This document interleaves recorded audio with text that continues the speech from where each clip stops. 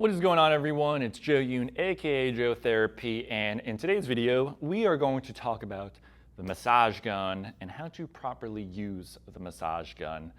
Common question that I get, and it's not as hard as you think. So let's run through that right now. A lot of people know me through social media. Well, this is social media, it's YouTube. But I've done a lot of YouTube reviews on massage guns. On Instagram, I've done a ton of giveaways on massage guns, so obviously I'm a big fan of massage guns, and I think they're just a good product overall. If you just have some discomfort, it can give you relief, or if you're super active, kind of gives you some relief in between training workouts and sessions so you can continue to work out. So a very popular product. So I'm going to go over some of the basics and some of the tips and tricks that I like to use when I'm using a massage gun. So let's get it started with the attachments.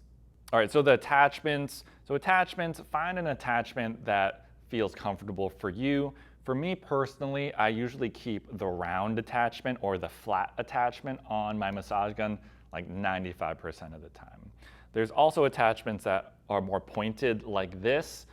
I like it, for certain body parts, maybe like the bottom of the foot, or things that just need a little bit more direct pressure. But to be honest, I'm usually sticking with one of these, or a round one or the flat one, most of the time.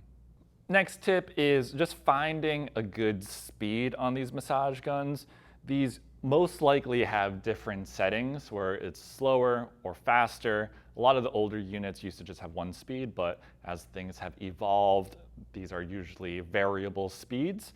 So find a speed that works for you. Something that works for you might not work for someone else, and vice versa. So I like to start off with the slowest setting. So let's get it started with setting number 1. I'll just use my thigh, for example. So pretty slow, and kind of go over it, and I'm like, you know what, this feels pretty good, but I think I can take a little bit more pressure. I think I need a little bit more vibration. So, maybe go to 2 or 3, depending on what massage gun you have, and you might be like, ooh, okay, this is much better. But when I've worked on clients on the table before, I've had people almost like jump off the table on one setting, and some people can't even feel it on the highest setting. So again, find what works best for you, find what's comfortable for you. That's the most important thing. What is the most comfortable for you, and what makes you feel the best? So find a good speed for your body. Now let's go over how to actually use the massage gun on a specific muscle. You can use this on any muscle, but I'm going to use the quad for the example. So let's stand up, and let's say you hit a heavy leg day, or you just went out for a long run and your legs need a little bit of love. This is how I like to attack it. I always start on the lowest setting because some days it's super sore, sometimes my leg is a little bit more sensitive to vibration or touch. So I'll start off with the lowest setting. A little bit of a sweep going up and down the muscle, covering the muscles too. And I know this feels good for me right now, so let's bump it up a little bit. So I'll bump it up, kind of warming up the area. And then I'll start pressing into the muscle a little bit, finding spots that might feel like they're just a little bit on the tighter side and can use a little extra attention. So I'll press in, this is a good spot right here. I'll come off, I'll sweep it up. Again, there's no real right or wrong way to use this. It's kind of like what feels good for you and working your way through it. Okay, good. You can also use some press and stretch and get some movement in the muscle. So I'm pressing in, just moving the leg as I'm massage gunning the quad. You can also sit down. This is a nice relaxed position where the quad is not tense. Go up and down here. Really good, easy way to get into the muscle. But then you can also put it on stretch too, and then lean back, and now the quads are in stretch. See if you can get them to relax a little bit more in this stretch position.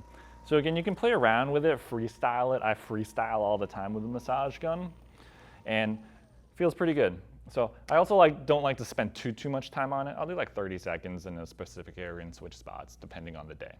So now let's go over some of the things that I kind of avoid when I'm using a massage gun.